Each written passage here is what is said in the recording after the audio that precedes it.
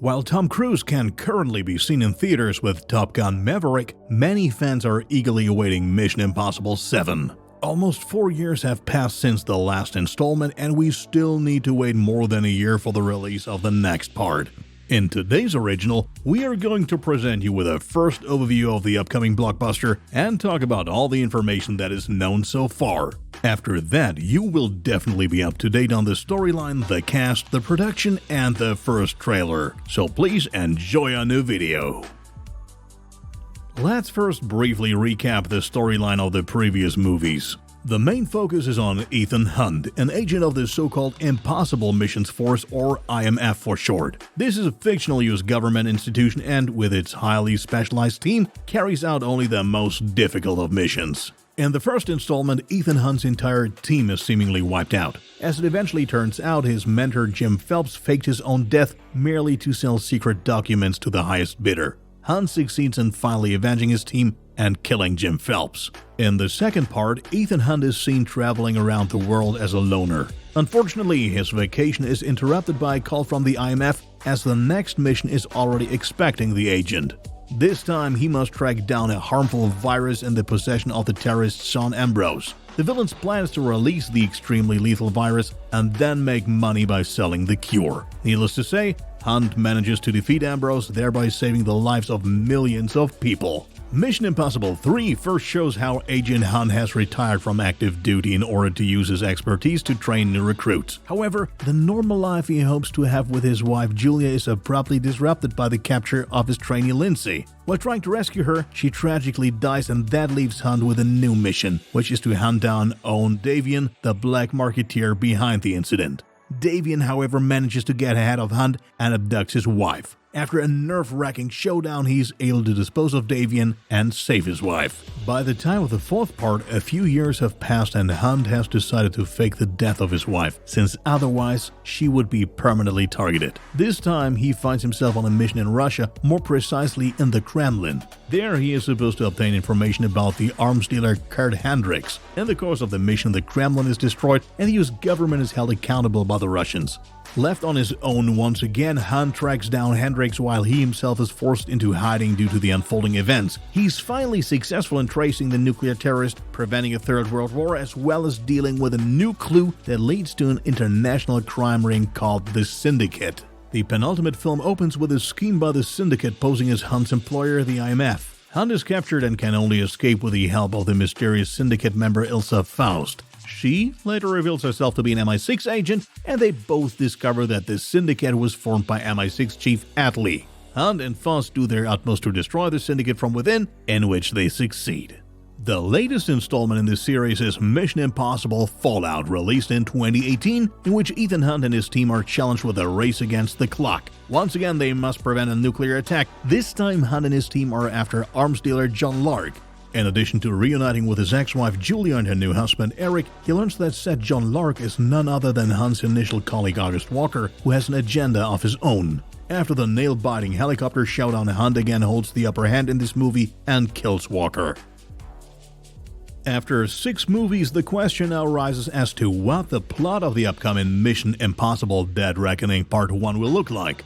As usual with the franchise, little is revealed about the exact storyline beforehand, so our best clue is the first trailer, which was released at the end of May.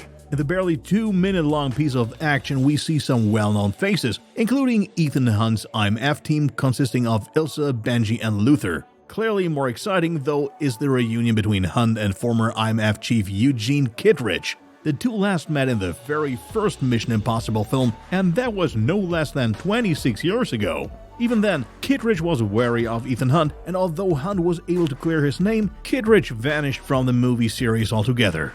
In the trailer scene, the two again seem to have a rather strained relationship. The former IMF director confronts Hunt with a question whether his loyalty is to the US government or to his personal ideals. A further indication of a conflict between Hunt and the IMF can be found in the scene in which Kittredge and an older man sit across from each other in what may be Ethan Hunt in disguise. The latter throws 2 gas bombs into the room, knocking everyone unconscious but himself and Kittredge. This could be a sign that the IMF is once again engaged in dubious schemes, and it appears to be the only way Hunt can have an undisturbed talk with the IMF official.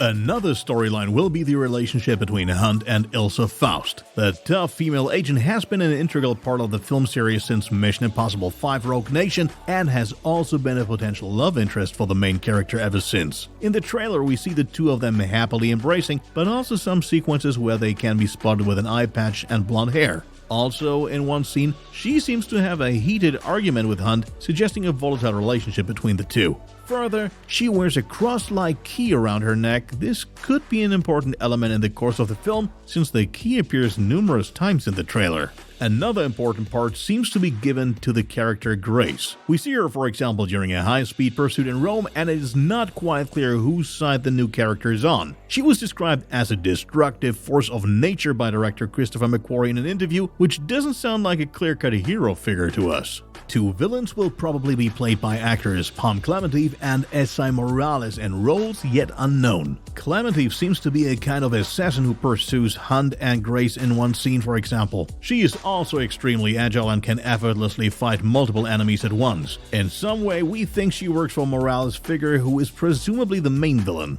He is also very skilled with stabbing weapons, and many speculate that he will seriously injure or even kill Ilsa Faust during the course of the film to provoke Ethan Hunt's vengeance. Who knows? Perhaps this will be the cliffhanger for Part 8? After all, the title edition Part 1 of Mission Impossible 7 strongly suggests that the two movies will be closely connected. As you can see, the trailer reveals a healthy mix between familiar characters and new ones, and at the same time manages not to give too much away. Still, the footage shown leaves enough questions that can be addressed in more detail either by further information or a new trailer.